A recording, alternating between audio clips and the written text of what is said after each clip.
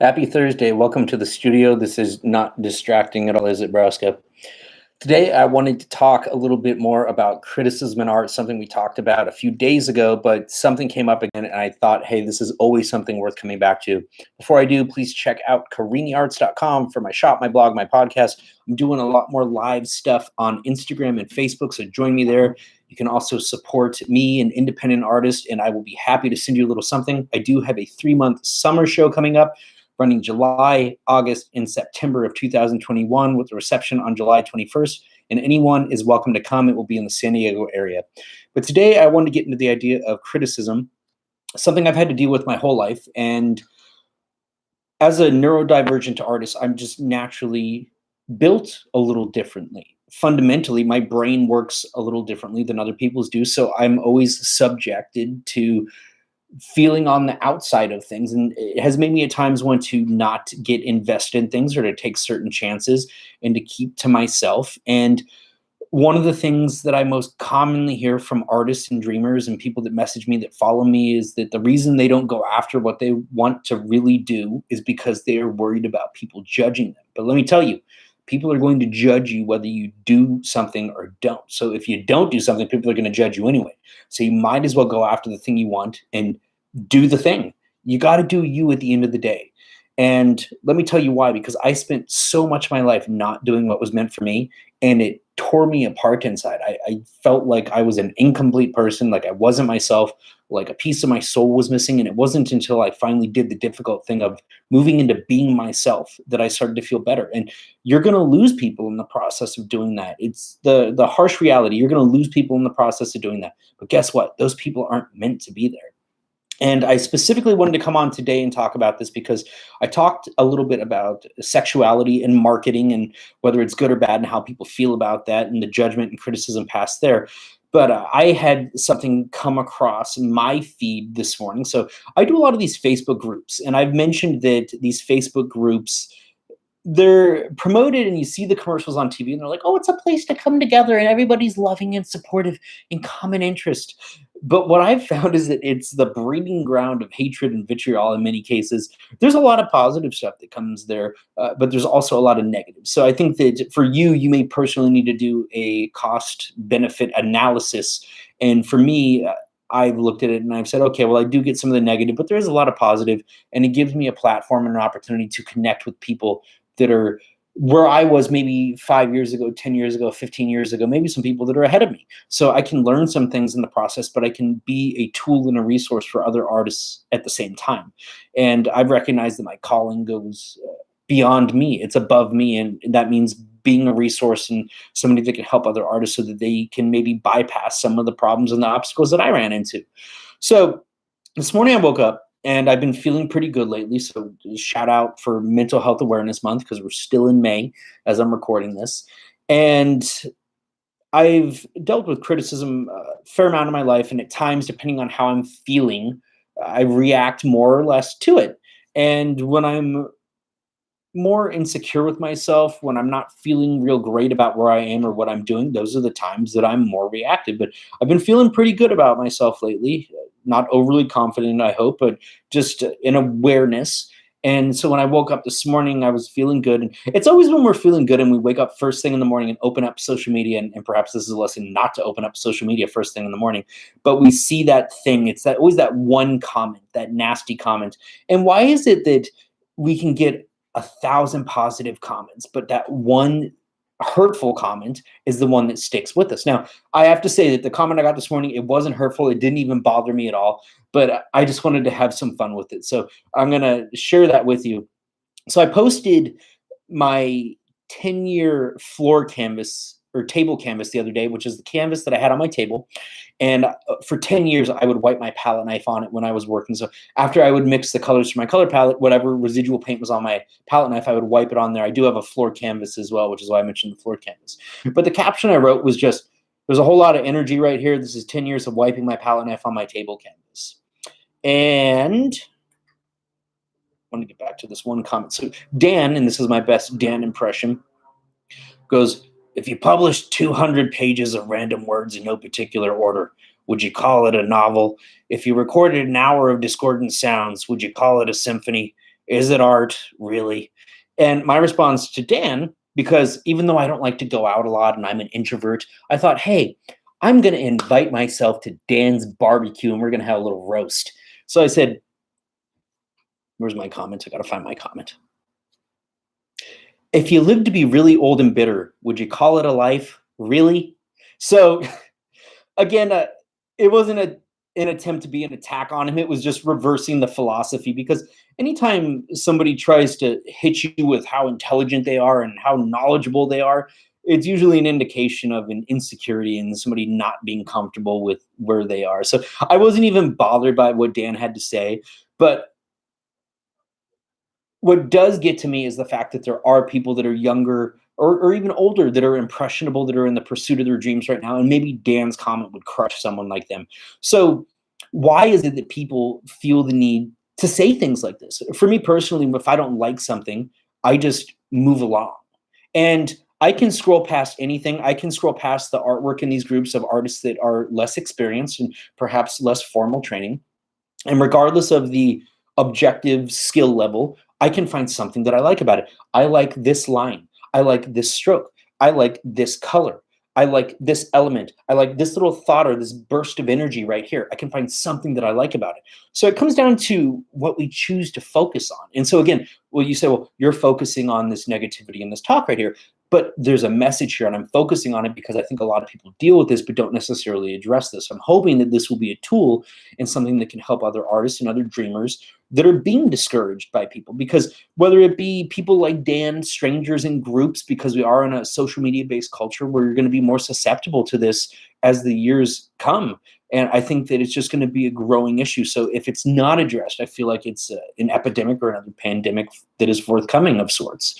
And I know that mental health has been a big issue this past year. And with people being forced to stay indoors, we've had to rely on communication of this sorts and what we get from social media. And so the damage that can be done there can be irreparable damage. And I'm thankful that I'm in a place where I want to say I'm past this. There will be times where I have bad days and I'm more reactive and more susceptible to responding or being upset about something like that. Today's not one of those days. Today was just having a little fun. But I do believe sometimes that there are people that need to stand up to people like Dan in this case. And I don't know Dan's story. Maybe Dan had a hard knock life, and I'm feel bad for Dan, but at the same time, I'm not going to reprieve him of how he likes to knock other people down. And the vast majority of the comments and the responses on here were absolutely positive.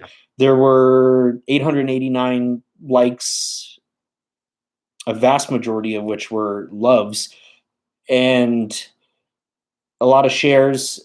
So these groups are an interesting thing because, again, when you have people that follow you organically, they're people that want to be there, but in groups, it just kind of opens you up to everybody. It's a wide knit group. And so you can deal with and be subjected to some of this criticism and people trying to antagonize you.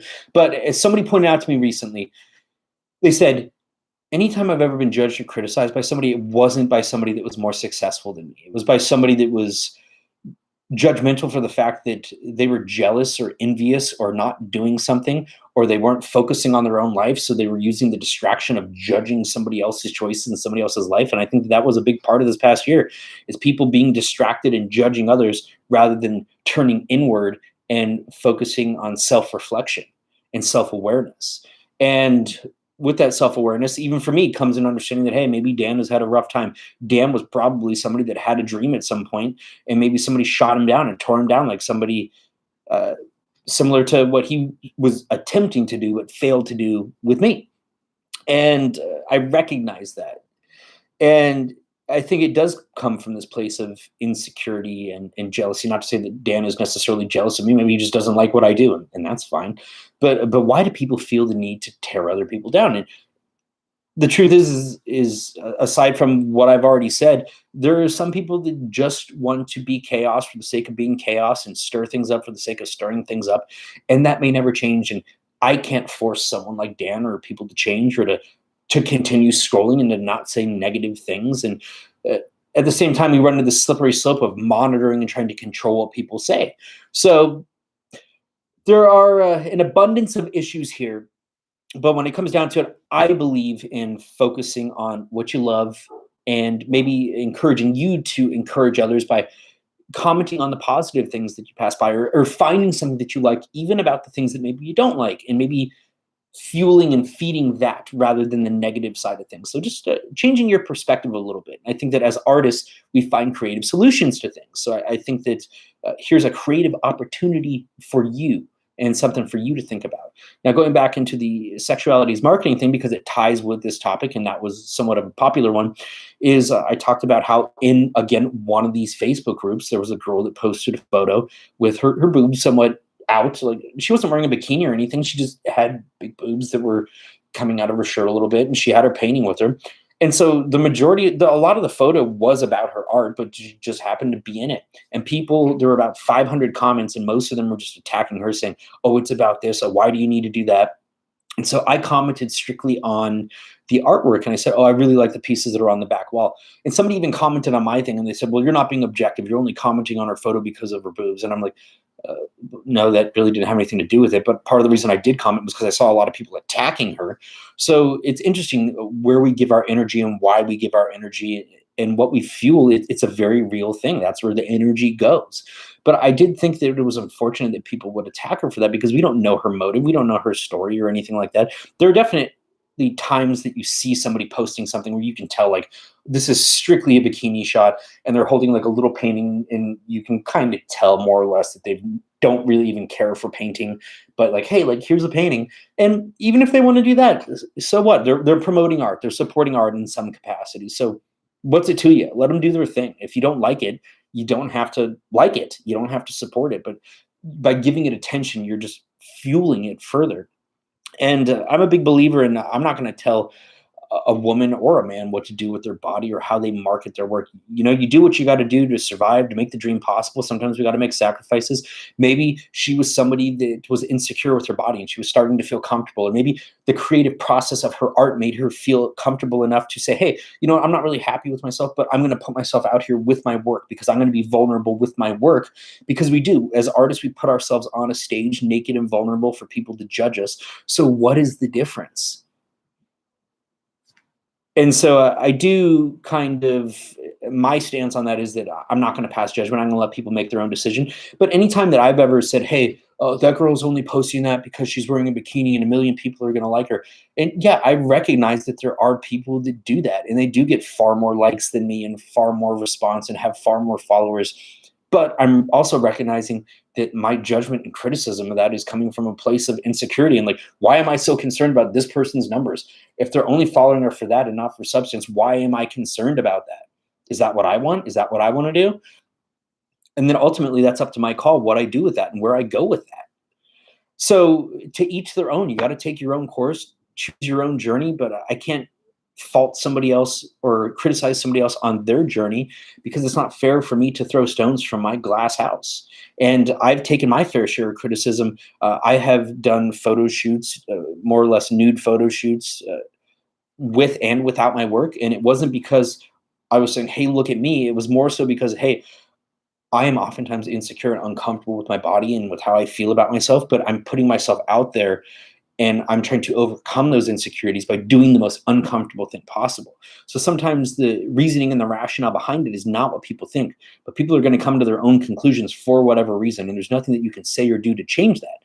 Now, at the end of the day, again, because people are going to judge you, you got to do your own thing. You got to choose your own road and go your own way. So I'm hoping that this will be encouragement to those artists and the dreamers and the people that message me and that I see making the comments that, hey, I don't want to put my work out there because I don't want people to judge me. People are going to judge you anyway. Do your thing.